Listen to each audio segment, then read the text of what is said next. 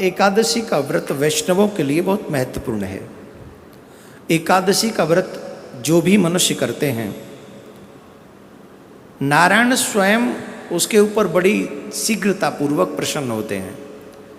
एकादशी के व्रत के विषय में ये कहा जाता है कि जो मनुष्य एकादशी के व्रत साल के 11 भी व्रत अगर कर ले तो व्यक्ति कभी नरक में नहीं जाता, वो तर जाता है, वो मुक्त हो जाता है। जो भी व्यक्ति इस व्रत को करता है उसकी सारी मंगलमयी कामनाएं पूर्ण हो जाती हैं। सुहागिनों के लिए एक विशेष बात यह है, जो सुहागिन इस व्रत को करती है, ये भी एक बहुत बड़ी समस्या हमारे समाज में प्रचारित की गई कि सुहागिन स्त्रियों को व्रत नहीं करना चाहिए एकादशी का। कोई कहता है सुहागिन को तुलसी नहीं पहननी चाहिए, कोई कहता है सुहागिन को चंदन नहीं लगाना चाहिए। भगवान जाने कहाँ कहाँ से ऐसे प्रवचन हमको कोई सुनाता है। इस व्रत में कहा गया है जो भी सौभाग्यवती इस व्रत को रखती हैं उनका सौभाग्य अखंड रहता है, उसके सौभाग्य को, उसका सुहाग दीर्घकालीन समय तक चिरजीवी रहता है। इसलिए सौभाग्यवती महिला को ये व्रत अवश्य करना चाहिए। एक और विशेष बात इस व्रत के विषय में हम कह दें और फिर अपनी वाणी को विराम देंगे, और वो विशेष बात यह है, जिन माता बहनों के, भाइयों के बच्चे जिनकी बात न मानते हो, बुरी आदतों से परेशान है अपने बच्चों की, उन माता बहनों को, उन भाइयों को कामदा एकादशी व्रत करते हुए पूजन करते समय भगवान से प्रार्थना करनी चाहिए। जो भी आपकी बच्ची की शिकायत है वो भगवान के चरणों में प्रकट करनी चाहिए।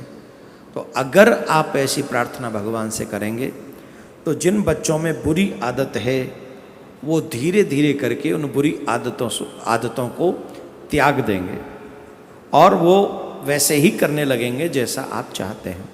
भगवान अपने इष्ट की पूजा करें, संयम रखें, झूठ न बोलें। इस दिन ध्यान रखें, झूठ न बोलें, क्रोध न करें, ब्रह्मचर्य का पालन करें। सुबह सूर्य उदय होने से पहले आप उठ जाएं। दोपहर में आप विश्राम न करें, अन्न ग्रहण न करें, चावल बिल्कुल भी ग्रहण न करें, और क्या नहीं करें, बस इतना ही कर लेना, इतने में मिल जाएगा फल एकादशी का। आप भी सुने, औरों को भी सुनाएं। आप सबका मंगलमय, भगवान आपका मंगल करे। राधे राधे। हमसे ये प्रश्न करते हैं, हमारी एकादशी बाद में क्यों आती है? कुछ लोग पहले एकादशी रहते हैं। जिस एकादशी को हम लोग नहीं रहते, ध्यान से सुनना, आज वही एकादशी है जो हम नहीं रहते, आज है।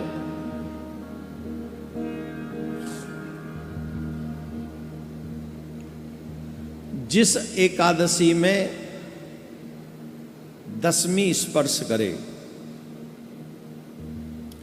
एक बात समझ लीजिए, जो मनुष्य एकादशी व्रत तो सब लोग रहते हैं, लेकिन शास्त्रों में कहते हैं कि कई लोग व्रत करने वाले ऐसी गलती कर बैठते हैं जो वही एकादशी का व्रत उन्हें नरक ले जाता है। वही एकादशी का व्रत उन्हें नरक में ले जाता है। इसलिए व्रत तो करना चाहिए, पर शास्त्र अनुसार करना चाहिए। सोच समझ के एकादशी का व्रत करना चाहिए।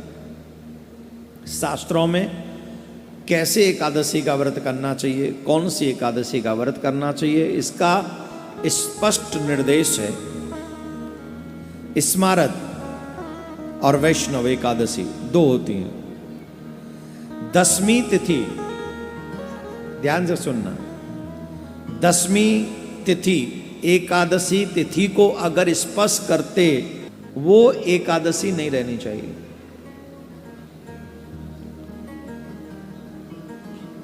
आपने देखा होगा, मोस्टली कई बार ऐसा होता है कि दसवीं में एकादशी प्रारंभ होती, स्पर्श हो जाता दोनों का। तो वो एकादशी जिसमें दसवीं तिथि का स्पर्श हो, वो एकादशी का व्रत निषिद्ध है। एकादशी तिथि द्वादश तिथि का भी स्पर्श करती हो, अगर जैसे एकादशी हम व्रत कर रहे हैं और उसमें द्वादशी स्पर्श हो रहा हो तो वही उत्तम एकादशी का व्रत माना गया है, श्रेष्ठ एकादशी का व्रत माना गया है, जो मोस्टली हम लोग रहते हैं। भविष्य पुराण में कहा गया है कि सूर्योदय के पहले 4 दंड काल यानी 1 घंटा 36 मिनट यदि दशमी नाम मात्र भी रहती है तो भी वह एकादशी उपवास करने के योग्य नहीं है। स्कंद पुराण में है, उमा महेश्वर संवाद में ऐसा वर्णन आता है, जो दशमी युक्त एकादशी करता है वो निश्चय ही नरक जाने की इच्छा करता है।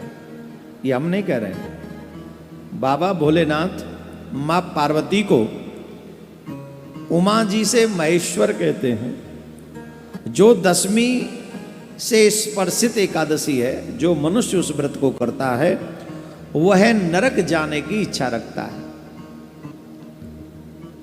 ब्रह्म पुराण में आता है कि धृतराष्ट्र के 100 पुत्रों का नाश हो गया। उसके पीछे एक रीजन ये भी था, उसकी जो पहली पत्नी थी उसके साथ धृतराष्ट्र ने दशमी स्पर्श वाली एकादशी का व्रत किया था, जिसके कारण उसके वंश का नाश हुआ। ऐसा हम नहीं कहते हैं, ये ब्रह्म पुराण में आता है। इसलिए हम लोगों को वैष्णव एकादशी का व्रत करना चाहिए। जो चाहे उसमें द्वादशी स्पर्श हो जाए, इवन त्रयोदशी भी कहीं स्पर्श होती हो, द्वादशी बहुत कम समय के लिए द्वादशी रही हो और त्रयोदशी भी, वो तो श्रेष्ठ एकादशी का व्रत माना गया है। इसलिए ये संदेह कभी नहीं करना चाहिए।